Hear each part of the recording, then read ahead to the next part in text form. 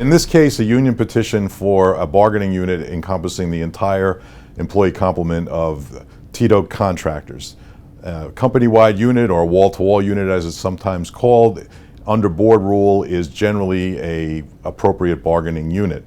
It's presumed to be an appropriate bargaining unit. Tito Contractors felt that it shouldn't because the workers across the scope of the unit did not share a community of interest required to support that kind of finding. At the hearing before the board, the hearing officer demanded that Tito present an offer of proof on the issue of community of interest rather than live testimony.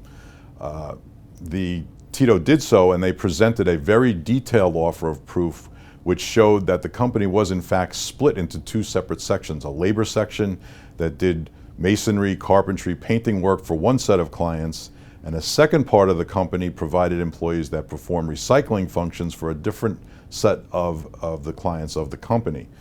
What happened then, they were able to show that because of this, the workforce was separated, that there was no contact, no contact or interchange between the employees. There was separate supervision. And then finally, they presented a claim that the wages, hours, terms and conditions of employment varied greatly at the different sites. So in effect, that there was no community of interest.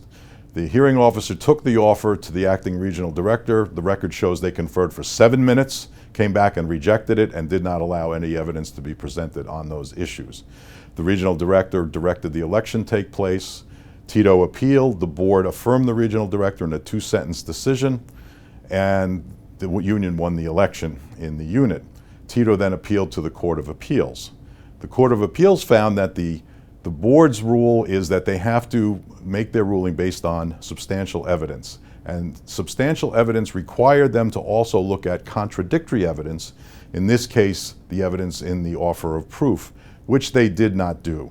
And because they ignored it, the board sent it back to redo the case, considering the evidence that was presented in the offer of proof. The takeaway for an employer faced in this type of situation is to pack all the facts they can into their offer of proof, using specifics, using examples, so that if the case comes before an appellate court, there's enough in the record for the court to determine whether the board did its job correctly in considering the whole record, including contradictory evidence.